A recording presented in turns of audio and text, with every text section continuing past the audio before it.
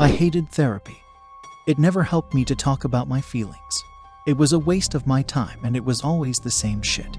I would tell them about my life, and they would have some pained look of pity on their faces. I often wondered if that was real or part of their job to pretend like they actually care. Good morning, Jesham. A middle-aged white lady said. She smiled brightly. She seemed way too happy to be here. I could see her huge coffee mug sitting on her desk. The part where she drank out was stained.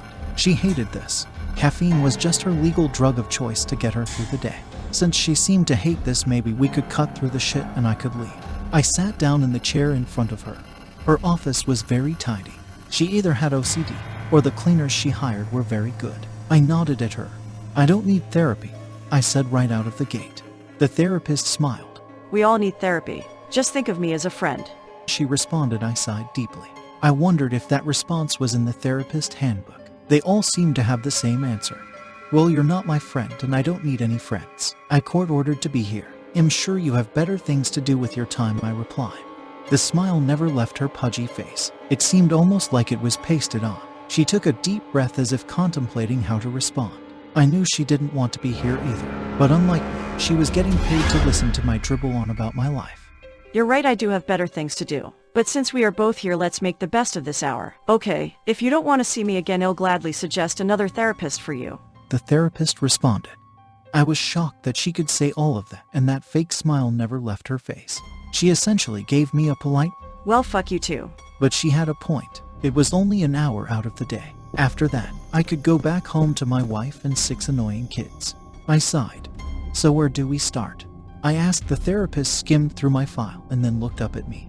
Seems a lot of your trauma comes from your mother. Would you like to tell me about her? She asked. I didn't really want to discuss my mother. She died in 2020.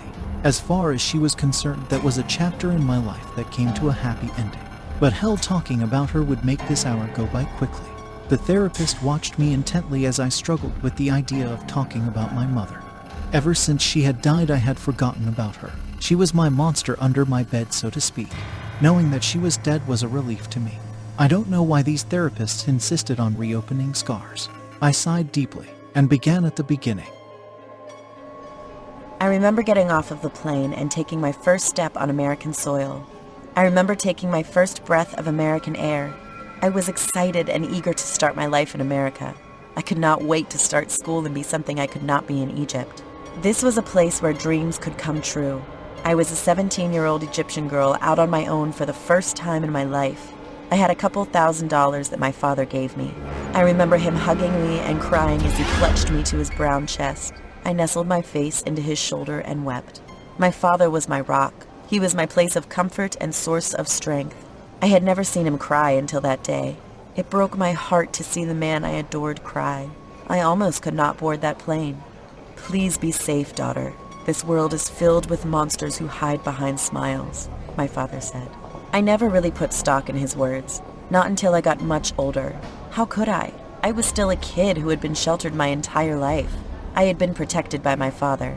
His loving arms had always been around me. Now, for the first time, I would be beyond his reach. As I got off the plane and walked out of the terminal, there was a man from my country holding up a sign with my name on it. My father had arranged for me to stay in a boarding house of some sort. It was all women from my country who came to America for better education and life. We all had lofty dreams and goals. Our school was paid for by our country. The goal was to get an education in America, then go back home and be an asset to our country. I waved at the man and smiled at him. "Daughter of Mahmud?" the man asked. His accent was so thick it was hard to understand his English. I knew he would not publicly speak Arabic to me. It was against the rules for us to speak Arabic in public. We needed to learn English and sound as native to this country as we could, so we were encouraged to always speak English. I nodded at him and smiled. He reminded me of one of my old uncles back home. He was tall, thin, and looked like an elder teenager, if that makes sense. "I am," I replied. He smiled and motioned for me to follow. The American airport was busy. It was crowded. People were traveling and going all over the world. I wondered what it would be like to be one of them. To have a destination to go to and explore it without a care in the world. This was my start on that path. I would get my education, make my father proud, and travel all over the world. I wanted to take my father to places I knew he wanted to go but could not afford. My father worked day and night to give me and my siblings a life that most in Egypt could not get. He worked extra to save up $2,000 to give me. I started to cry as I followed this man out of the busy airport and to the old black sedan that he had. He had cleared me with customs and immigration early. Egypt and many other countries paid the U.S. tons of money to be able to send students to America to learn. America was more than happy to take the money and push us through their immigration process. I turned and looked at the airport one last time as the man held the door open for me. Something told me not to get into that car. I'm not sure if it was the smile on that man's face or just some strange premonition of what was to come. As I sat in the car and the door closed, I felt like I was leaving my innocence behind. I could see myself still standing at the terminal, waving down to the me who was in the car leaving. My heart raced as the car sped away from the airport. Suddenly, I did not feel as safe and secure as I did in the airport. I guess the airport was the last remnants of my father's arms wrapped around me. They seemed they could not stretch any further. I was in a city called Phoenix. It was hot here.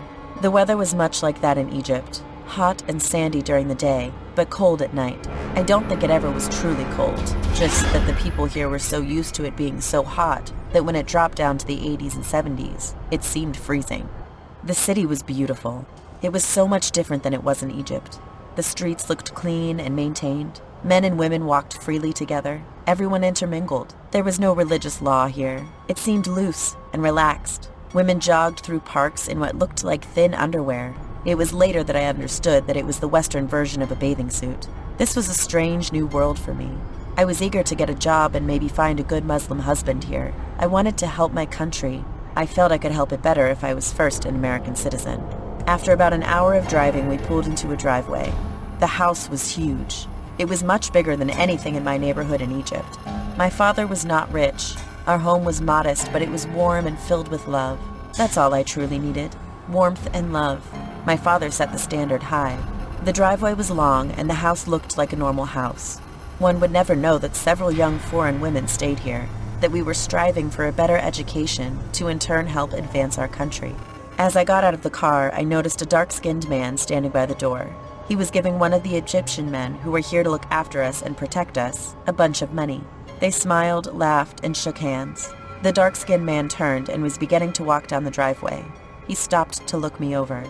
"Damn, baby," the dark-skinned man said. I felt uneasy. He stared at me like I was a piece of meat. He was a rabid, hungry dog ready to devour me. I studied him. He was very handsome. He dressed nicely and walked with an air of authority. He seemed dangerous, like a shark who smelt blood in the water. His eyes were as dark as his flesh, but they seemed evil. I have never experienced a man like him before. It was like looking into the eyes of a soldier that has seen far too much death. They were cold and emotionless. It seemed he could kill me just as easily as he could help me. Was this America? Were the people here this cold and detached from their humanity? I did not say anything to him. I looked down and hurried past him. My father told me not to look men in the eyes.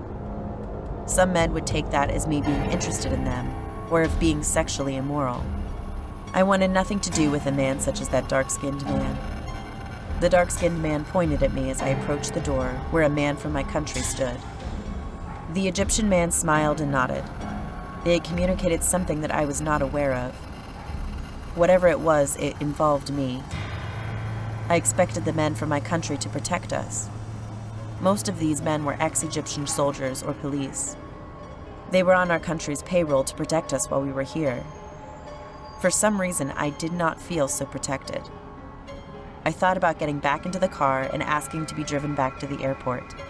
But I knew my father risked so much for me to be here. He had worked so hard to save the money for me to be in this program, have a life that was better than his. I missed my father already. I felt cold outside of his home and arms. Out of all the men in the world, I knew he was the only one I could trust with anything. He did not look at me as a sex object. In his eyes, I was the baby he held as my mother pushed me out. I would always be that baby in his loving eyes. I have yet to see that same love for me in the eyes of any other man.